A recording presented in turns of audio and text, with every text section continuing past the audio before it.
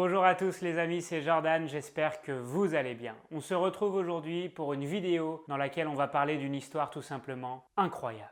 Il s'agit du vol 571 Fuerza Aérea Uruguaya, également appelé drame de la Cordillère des Andes.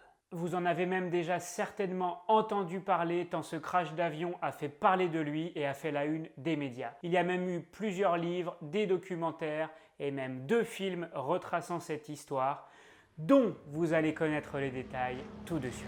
Voyageons ensemble jusqu'au 12 octobre 1972, le jour où tout a commencé. L'équipe de rugby à 15 des Old Christians de Montevideo ont prévu de jouer un match de rugby à Santiago au Chili contre les Anglais du Old Boys Club. Entre l'Uruguay d'un côté et le Chili de l'autre, il y a bien sûr l'Argentine, mais il y a aussi la Cordillère des Andes, la chaîne de montagnes la plus longue sur Terre, avec ses 7100 km de longueur. Le président du club des Old Christians a réservé un avion de la force aérienne uruguayenne pour transporter les 40 passagers, les joueurs de l'équipe ainsi que certains de leurs proches et les 5 membres d'équipage. Le pilote de l'avion est un pilote expérimenté, il s'agit du colonel Julio César Ferradas qui comptabilise plus de 5000 heures de vol. Il est accompagné par le copilote Dante Héctor Lagurara. Tout ne commence pas comme prévu pour ce vol. Le 12 octobre, les conditions sont très orageuses au-dessus de la Cordillère des Andes. Le pilote décide donc de se poser à Mendoza en Argentine et de finir le trajet le lendemain. Si vous avez connu des orages en montagne, vous savez ce que c'est. Le lendemain matin, les conditions sont toujours aussi mauvaises. Le pilote décide donc de décaler le départ à l'après-midi. À 2 h de l'après-midi, l'avion arrive enfin à décoller, les conditions se sont améliorées au-dessus de la Cordillère des Andes. Le pilote décide toutefois de prendre un trajet en U pour contourner les montagnes les plus hautes de la Cordillère des Andes. Cette route est forcément plus longue, mais elle est plus facile à traverser. Une fois traversé la chaîne de montagnes, l'avion doit prendre le cap au nord pour rejoindre Santiago. Croyant avoir franchi entièrement le passage dans les nuages, le pilote avertit la tour de contrôle de Santiago qu'il va amorcer sa descente. Toutefois, la navigation du pilote est fausse. La vitesse de l'avion est plus faible que prévu à cause d'un fort vent de face. L'avion descend trop tôt et percute un premier pic qui arrache l'aile droite. Celle-ci est projetée vers l'arrière et emporte la dérive, ce qui laisse un trou béant à l'arrière de l'appareil. L'aile gauche est à son tour arrachée quelques secondes plus tard lors d'une collision avec un second sommet. Le fuselage glisse alors sur plusieurs centaines de mètres sur un glacier avant de s'écraser contre un tas de neige, tuant sur le coup le pilote. Sur les 45 personnes présentes dans l'avion, 33 ont survécu à ce crash. Certains sont gravement blessés, d'autres plus légèrement. Ils vont maintenant tenter de survivre à 3600 mètres d'altitude dans une zone reculée à proximité de la frontière entre le Chili et l'Argentine. Les survivants, bloqués dans le froid et la neige, se retranchent dans l'avion qui leur sert d'abri. Ayant une réserve de nourriture très limitée, ils se rationnent dès les premières heures de leur survie afin de pouvoir vivre le plus longtemps possible. Gustavo Zerbino et Roberto Canessa, 2 étudiants en 2e année de médecine, vont tenter de prendre en charge les blessures de leurs coéquipiers avec le matériel à disposition sur le lieu du crash. L'un des joueurs, Nando Parrado, que tout le monde croyait mort, est resté 3 jours dans le coma avant de se réveiller miraculeusement. Malheureusement, l'avion étant blanc et coincé dans la neige, les opérations de recherche sont difficiles. Après près de 8 jours à chercher un survivant, les autorités décident d'arrêter le 21 octobre car il n'y a plus d'espoir.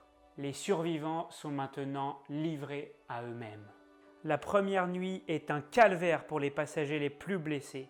5 nouvelles personnes meurent de leurs blessures, portant le total de survivants à 27. D'ailleurs, les nuits sont très difficiles.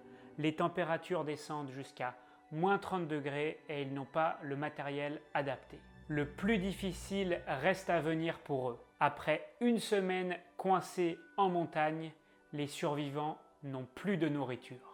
Sans végétation ni animaux proches du lieu du crash, ils essayent de manger des parties de l'avion comme le coton des sièges, mais deviennent vite malades à cause de cela.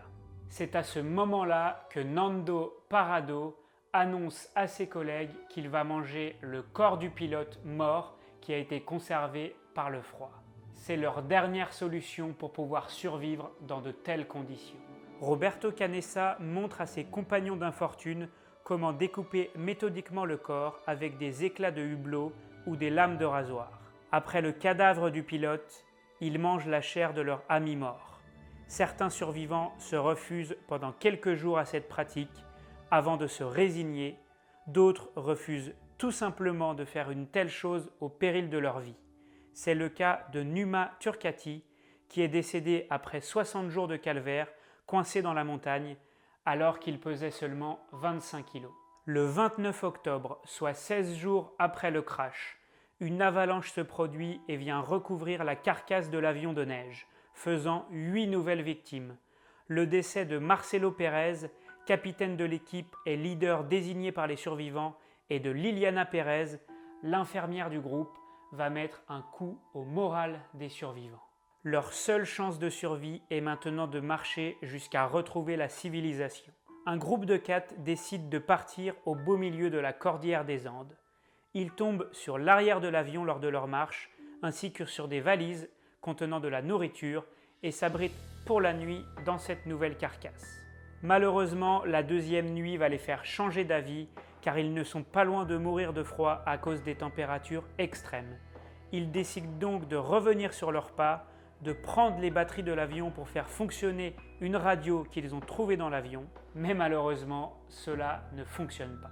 Nous sommes à ce moment-là plus d'1 mois après le crash et le groupe est sans solution. C'est le 12 décembre que Antonio Vicentin, Roberto Canessa et Nando Parado décident de grimper la montagne se situant à l'ouest de la carcasse de l'avion pour trouver de l'aide. C'était leur dernier espoir. Après plusieurs jours de marche, les 3 compères arrivent à bout de leur stock de nourriture. Vicentin décide donc de retourner à l'avion et laisse les 2 autres seuls dans leur recherche des secours. Ils continuent leur trek à travers la neige et les montagnes et se dirigent toujours vers l'ouest. Après plusieurs jours, ils tombent sur une rivière et la suivent jusqu'à arriver dans une vallée sans trace de neige. Petit à petit, les 2 compères aperçoivent leurs premiers signes de vie. D'abord des signes de camping, puis au 9e jour de leur marche, ils aperçoivent des vaches. Autant vous dire que c'est pas grand chose pour nous, mais à ce moment-là de leur vie, je pense qu'ils ont été vraiment très heureux d'apercevoir ces vaches. Un jour plus tard, ils tombent sur 3 fermiers chiliens et notamment sur Sergio Catalan qui sera leur sauveur. Canessa et Parado auront donc marché sur 31 km pendant 10 jours à travers les montagnes pour trouver de l'aide. L'après-midi du 22 décembre 1972, les hélicoptères de l'armée chilienne rejoignent le lieu du crash et ramènent à la vie les 14 autres survivants. Vous l'aurez donc compris, au total, il y a eu 16 survivants à ce terrible crash d'avion. Ces 16 personnes ont fait preuve d'un courage admirable pour s'accrocher à la vie dans des conditions extrêmes pendant plus de 2 mois au beau milieu de la cordillère des Andes sans nourriture. Ils ont même fait des choses inimaginables pour s'accrocher à la vie et pour cela, ils méritent notre plus grand respect. Rendons également hommage aux 29 victimes qui ont péri dans cet accident. Je vous mets plusieurs liens dans la description de reportages, d'articles, de livres qui ont documenté ma recherche sur cette vidéo. J'espère que vous avez aimé découvrir cela et que ça vous a intéressé surtout et que vous avez appris quelque chose. Si c'est le cas, comme d'habitude, je vous invite à mettre un petit pouce bleu et à vous abonner à ma chaîne pour être au courant dès qu'une nouvelle vidéo va sortir.